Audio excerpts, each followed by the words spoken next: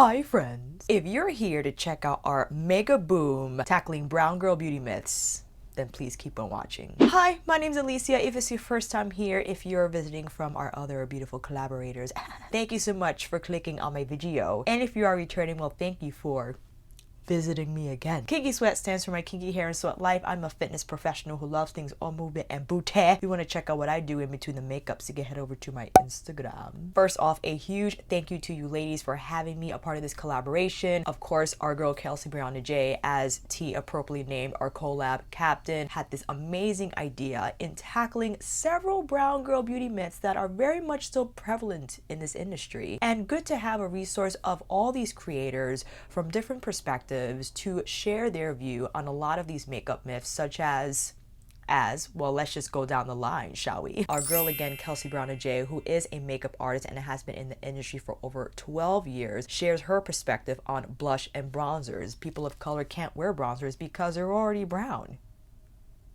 Not so. She will share her perspective on the matter, and her information is invaluable just because of her role in the industry, and she'll break down the different shades, combinations of blushes and bronzers that you can wear as a person of color and be successful at it. Our girl Chelsea from Glam, girl Chelsea, is tackling bold eyes and bold lips. Can't wear them at the same time?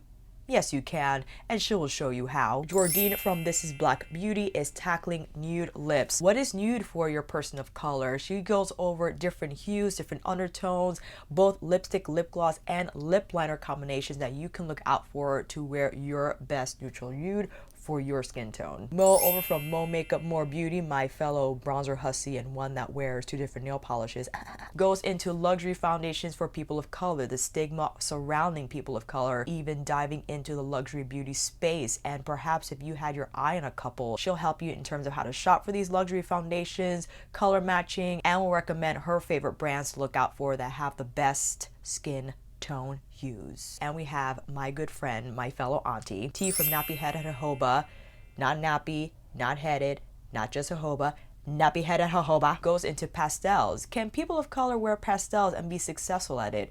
Absolutely. She has this beautiful look where she uses one of her favorite pastel palettes to create this look and gives us techniques and tricks to help amplify these shades that might look ashy depending on how the shadows are made, but she's gonna hold us down with that video. And we have Tina from the Fancy Face OG YouTuber, constantly keeping us in check to make sure we don't make any bad beauty decisions. She is tackling neon eyes and lips for people of color. What shades to pick, how to apply them, can you wear them both? Absolutely can, and she will show you how. And lastly, I am doing sunscreen because they all knew how nerdy I get about sunscreen, and specifically in this video talking about why people of color should still be wearing sunscreen, but probably for reasons that we might not think obvious. So we'll get into that. I will put everyone's channel and video down below. Please give them a visit. Please give them some love, give them some support, share their videos, comment on their videos. And I think this is a great conversation to have,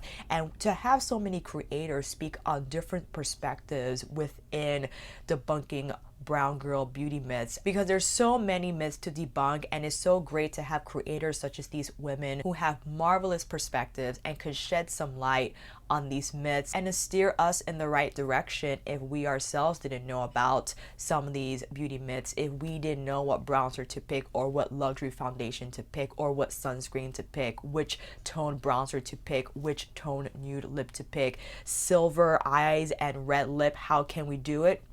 We can. Sunscreen, where do I begin? Might I also suggest another YouTuber, the LA Beautyologist from Golden Prescription. I will put her channel down below. She actually has an SPF video, but since Naya is an actual esthetician, it'll be great to get her view on this as well. I'm sure if you are a person of color and you put on sunscreen, you might have heard this, but you're black, you don't need sunscreen. First of all, there's so many hues of black skin, right? We have my complexion, we have Jordine's complexion, we have Mo's complexion, Kelsee Briana Jai's complexion, Tina's complexion, Chelsea's complexion, and Mo's complexion. We all are susceptible to sun damage.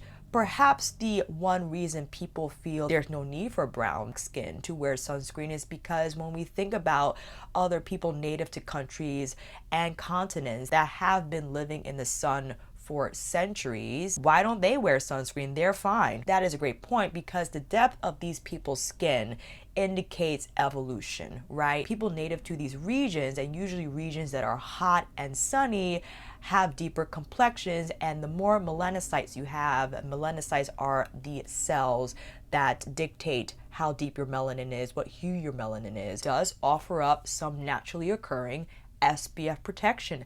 Absolutely. The deeper complected you are, the better your sun defense, as opposed to someone even my complexion or lighter. But they're still protecting their skin from the sun. And you think about the continent of Africa, India, people in the Caribbean, also people who are deeper complected in the Middle East. They are still protecting their skin with clothing, and they're not just out and about with the lounge chair like we are trying to get tan, okay? It's very different for them. And some of these people do wear sunscreen, because guess what? Even if you're deeper complected, you can still get a sunburn, and it sucks. And let's talk about more of that while we are here. It's not so much people of color wear sunscreen in fear of getting skin cancer. It can happen. A person of color can get skin cancer, but it's mainly because people are not diagnosing it. They're not examining their skin as much. And when it does happen, it's too late. And yes, it could be fatal. But again, the more melanin you have, the less likely you will have skin cancer. Not to say that you should go willy-nilly and just go out if you're deeper complected without sunscreen and take that chance. But no, the reasons people of color should wear sunscreens is more for the longevity and integrity of our skin, to make sure it lasts as long as possible. For instance, let's start with hyperpigmentation, as you can see here. And with that, why don't we come in a little closer and see it better? That's enough. These portions of my face have more melanin than the other portions that look lighter. The melanin in these spots will react to the sun, and they will get darker. It's going to happen. So if you're fighting hyperpigmentation, if you want your skin to look more even all around, it is highly recommended that you put on a sunscreen when you're going out, because these portions, no matter how your hyperpigmentation looks, will look darker, will look more discolored and uneven. And if you are looking for that even complexion, sunscreen is definitely the way to go. You have the UVA rays and the UVB rays. And if you're asking yourself, what actually darkens skin? The UVA rays penetrate deeper into your skin, and the UVA rays are also responsible for breaking down collagen. Those are the proteins that make your skin look plump and youthful, and they're also responsible for darkening your skin. UVB rays, B stands for burn, UVA, A, aging. The UVB is responsible for burning skin, which could be traumatic. Our girl T, Nappyheadedjojoba, she needs to wear a sun hat and sunscreen, because guess what? The sun causes her a rash. And she had brown skin, but she still got to wear sunscreen, because you know what? Her melanin is not going to protect her skin from the fact that it can react in that way. And yeah, just because you have brown skin doesn't mean you won't get burnt. I've seen, and I taught on a retreat in Bermuda, especially if you're not out in the sun, if you're not in a climate, in an environment where you're always out and about, your skin is not conditioned for that type of long-term exposure. And when you get a burn, that is traumatic for your skin to undergo, and it could be detrimental to your skin's health, to your skin's longevity, and yeah, it could be really bad. When you have a sunburn, especially on your back, everything you wear hurts. Walking hurts, sitting hurts, sleeping hurts, because your skin moves with whatever you do. And if it's burnt and it hurts, yeah. And then it starts peeling, and it's just, there's nothing you can do. You just gotta let it run its course and put on lots of Vaseline. Also, if you are using AHAs or BHAs or anything that could possibly sensitize your skin, it is highly recommended that you wear a sunscreen to ensure that your skin is protected, because you could get a rash, you could get a really bad reaction from the sun if your skin is exposed, especially if it has been undergoing those treatments. And even if you're deeper complected, as I mentioned before, the UVA rays can break down your collagen, and that can cause your skin to feel thin, to look just slack, to have no luster to it at all. And that's why it is also important to wear sunscreen. So the consensus is, friends, even if you are a person of color, yes, you should wear sunscreen, not because you're going to die from melanoma, because again, the deeper complected you are, the less likely it could happen to you, but you could go through different stages of accelerated aging. Aging is natural, it happens, but with sun exposure and not taking the precautionary measures to ensure that our skin is well protected could be detrimental to your skin's health, and you could look 50 instead of 30. I've seen it. And I am 35, and I think it's largely due, yes, I have a young look to me to begin with. However, wearing sunscreen ensures that my skin stays plump, that these hyperpigmentation spots don't darken further, and you will just overall have a better complexion all around. So friends, if you are a person of color, if you have brown skin, anywhere on the hue spectrum, the sun will make sure that your skin gets damaged if it's not properly protected, okay? And that leads us to the second portion of this video. Well, Alicia, what type of sunscreen should I pick? Because you know what? It looks like ash. I understand. I've managed to steer away from the US sunscreens and dove head to toe into Korean and Japanese sunscreen. Now, funny that I will rely on countries that don't have a huge population of brown people in them, but seem to have better technology when it comes to sunscreen and our brown skin.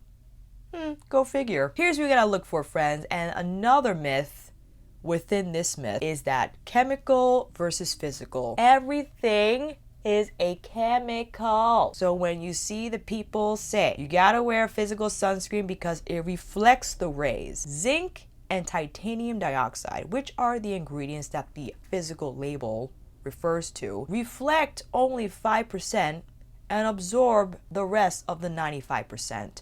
So they still absorb the sun rays and convert it to heat, just like chemical sunscreens do. Typical chemical sunscreen ingredients would be avobenzone, octocrylene, octinoxate. The more advanced superior filters, however, found in Korean and Japanese sunscreen formulas such as Tinosorb S and M, Uvinol A, I think Uvinol T is another filter. These are more sun stable. Avobenzone, for instance, breaks down right away, and that's why it's usually suggested that you reapply throughout the day, because maybe after 2 or 3 hours of wear, the avobenzone is no longer able to absorb the UVA and UVB rays, and the more superior filters are able to absorb more and provide you longer lasting protection, so you don't have to reapply 10 times a day. I like the PA rating over the broad spectrum rating. For instance, you got Elta MD, which says broad spectrum. That indicates that this will protect you from both UVA rays and UVB rays. But I also have the Nivea Sun Super Water Gel. This is a Japanese sunscreen, SPF 50, but you see a rating of PA+++. The PA rating versus the broad spectrum rating, very more in-depth and thorough than broad spectrum. Broad spectrum, although indicates that this does protect you from UVA, it does not necessarily tell you the breadth of protection against UVA rays. PA ratings, however, the more pluses the better. This is 3 pluses, and the Beet Shield from Krave Beauty, it doesn't have it on here because this is sold in the US, and the filters found in Japanese and Korean sunscreens are not yet approved by the FDA. Here in the States, they still are working on it, but this cannot legally be sold as a sunscreen because sunscreens are drugs here in the United States, whereas everywhere else they're not. So they are not allowed to call this a sunscreen, but this does have 4 pluses for the PA rating. The more pluses, the better, because that indicates that it actually has a wider breadth of protection against UVA rays. And let me hear it. UVA rays are the ones we gotta watch out against, okay? They make our hyperpigmentation darker. They're not good for discoloration. They break down collagen and make us look old, okay? We don't want those UVA rays in our space. So unfortunately, if you are in your local drugstore and you see something with broad spectrum, yes, that's a good place to start. But I feel there are a lot of online stores and retailers that offer Japanese and Korean sunscreens that are just better formulated for brown skin. And I will tell you why, fam. I'm going to tell you why. So back to the physical and chemical thing, blah, blah, blah. Physical ingredients like titanium and zinc oxide usually sought after because a lot of people of color have very sensitive skin. And I feel like another myth within this myth is that all people of color have oily skin. Not so. So it doesn't help that you're dry and sensitive. And yes, chemical filters can cause adverse reactions. They can make you itch. They can make your eyes burn.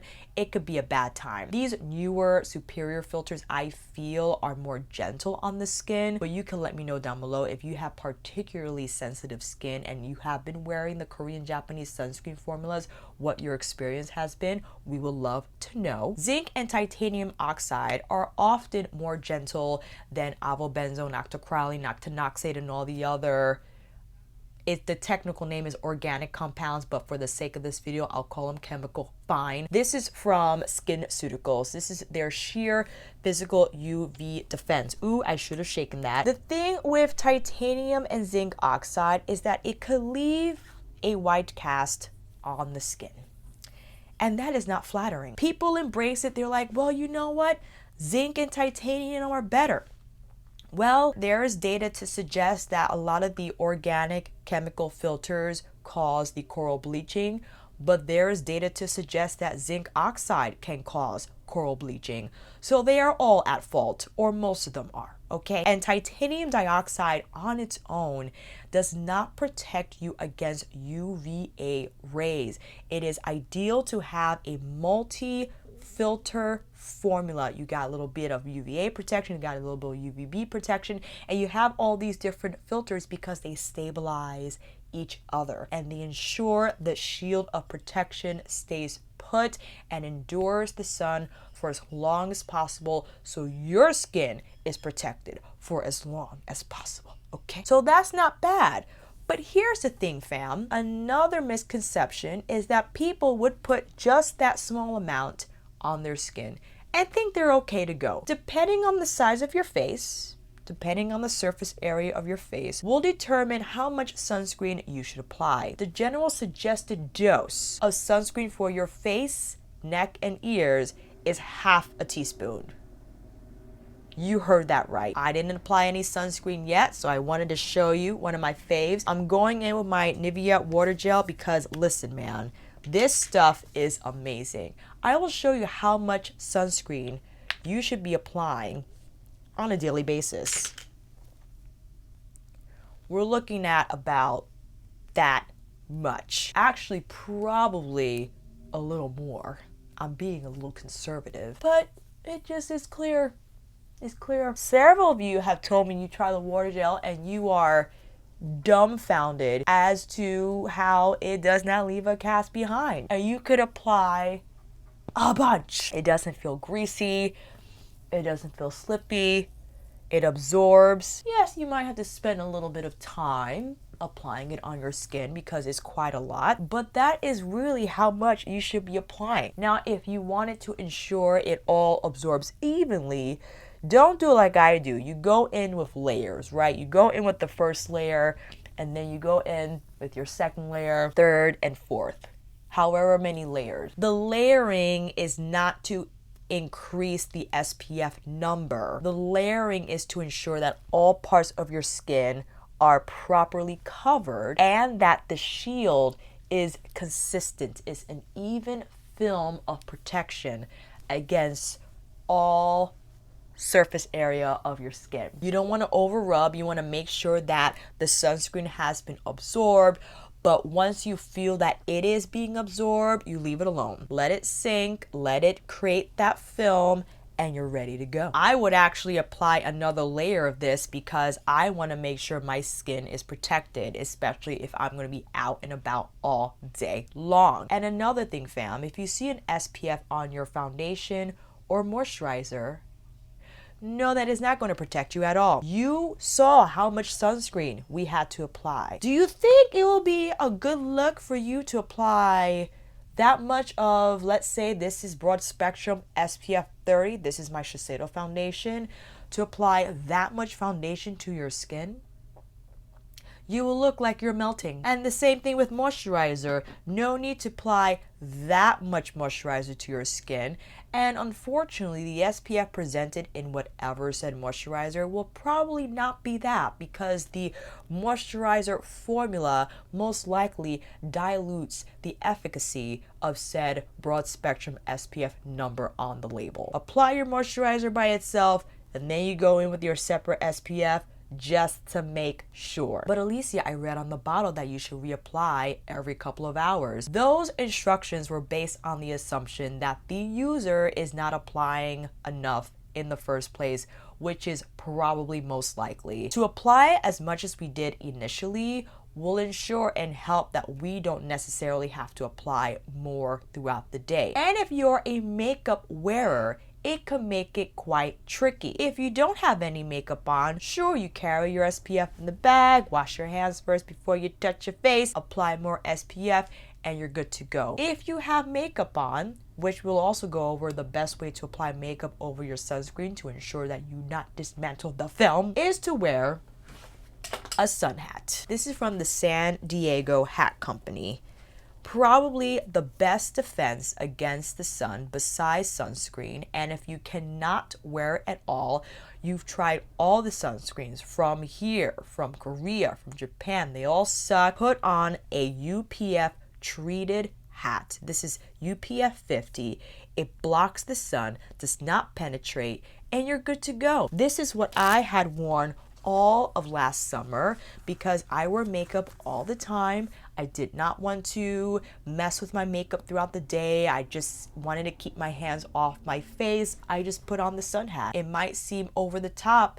Get a parasol, get an umbrella that's treated with UPF. Listen, it helps, fam. It really does, because burnt skin, damaged skin, traumatized skin from sun damage is not fun. So what do we learn? We learn what to look for in an SPF label, preferably Japanese, Korean sunscreens, because they're just more cosmetically elegant. They're not as greasy. You can successfully wear these formulas under your favorite complexion products, and your foundation will slide around and look like but PA ratings are better than broad spectrum ratings.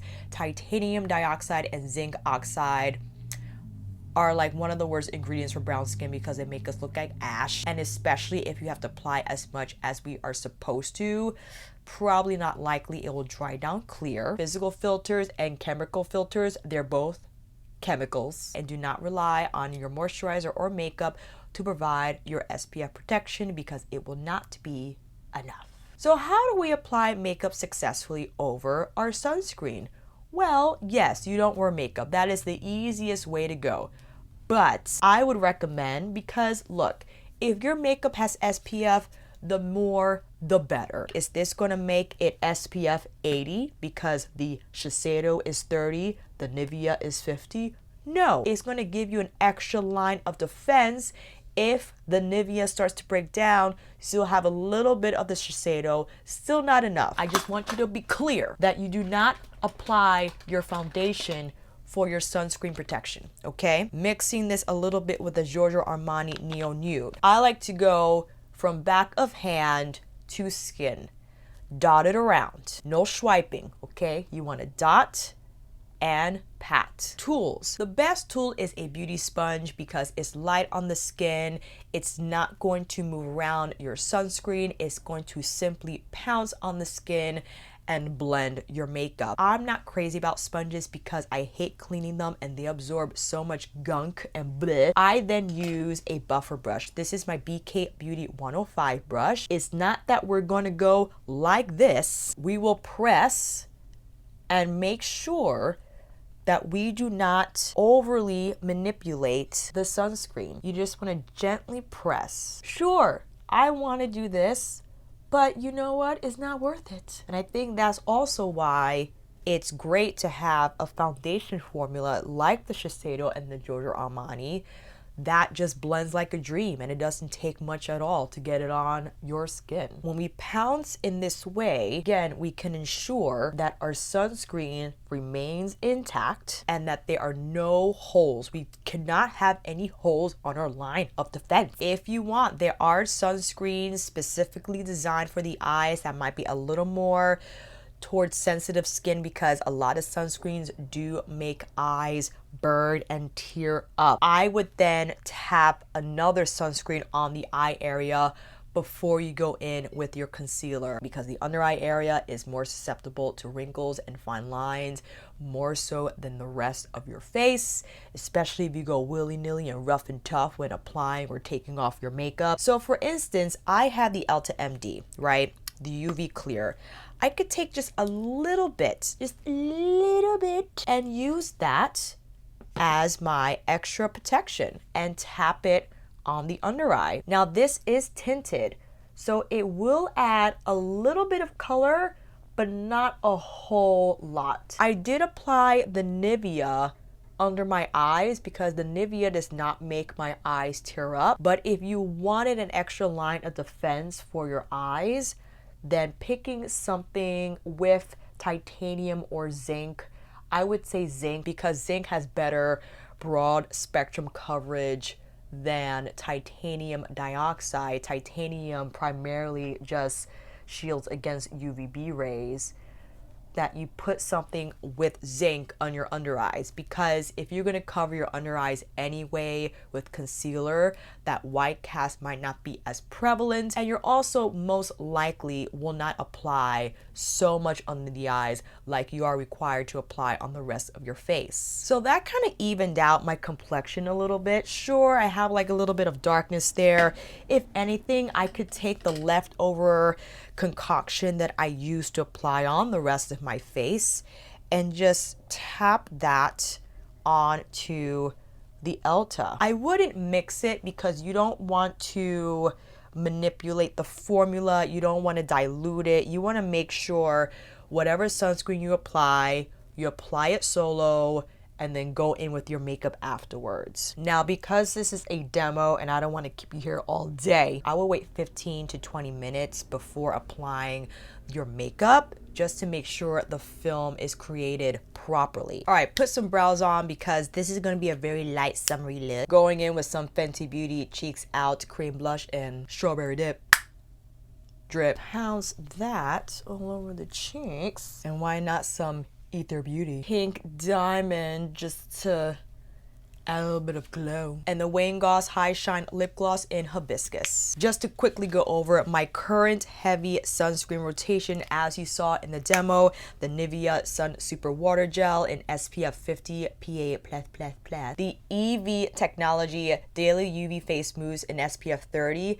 This stuff is bomb. Dries down clear, great for sensitive skin. This is actually formulated for sensitive skin. So if you cannot stand sunscreen and you had a horrible experience with it, but you haven't tried the Eevee, it might just work out for you. This is a Shiseido brand. I believe this is the Senka SPF 50 PA of 4 pluses. The PA rating is back here. I know is all in Japanese. I'm so sorry about that. But I will post a link down below. Another great sunscreen. Unfortunately, it does have a little bit of a fragrance, not too overpowering. The Beet Shield from Krave Beauty, also SPF PA++++, SPF 50. One of my favorite sunscreens. So light on the skin, cosmetically elegant, and it dries down clear. A favorite people have shared, and I also like, as you saw how I apply this under my eyes, is the Ulta MD. I do think it can feel a little heavy on the skin, so perhaps this is more formulated, or best formulated rather, for drier sensitive skin types. This does come tinted and not tinted, so depending on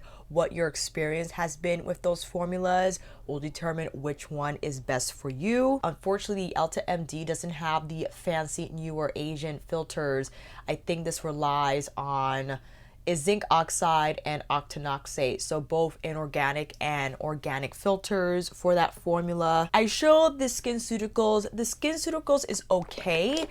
I don't think it's sheer, because if you apply too much of this, basically the amount that you should be applying, it could leave a little bit of a white cast. So maybe this will be good as a layer over your initial sunscreen, or maybe just around the eyes.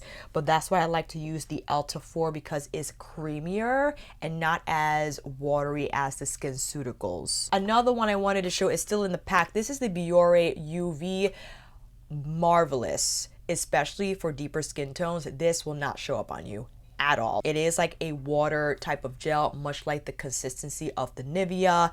This does have fragrance. It's a little too much for me, especially when I apply the amount I am supposed to. But if you're okay with that, then I would definitely look into the Biore, and I'll be happy to link it down below so you could check into more details. And that is it, fam. Thank you for watching this video. A huge thank you to all the wonderful, just super intelligent creators we have on here. It is inspiring to work with them, and I cannot wait to see their videos and to pick up some tips myself. And if you have any questions about what you saw in this video, drop them down below. Again, I will share our collabs channel and video links down below so you can check everyone out. And when you are there, say hi, friends. And until then, fam, that is a wrap. Thank you all so much for watching. I hope this video helped, and if you like this video, please give it a thumbs up and maybe consider subscribing to my channel, but not only to my channel, to everyone else's channel as well. And until then, I'll see you on here again with another review, tutorial, mega boom collaboration, sunscreen video, or nightly live chit chats. Take care, and I'll see you again soon.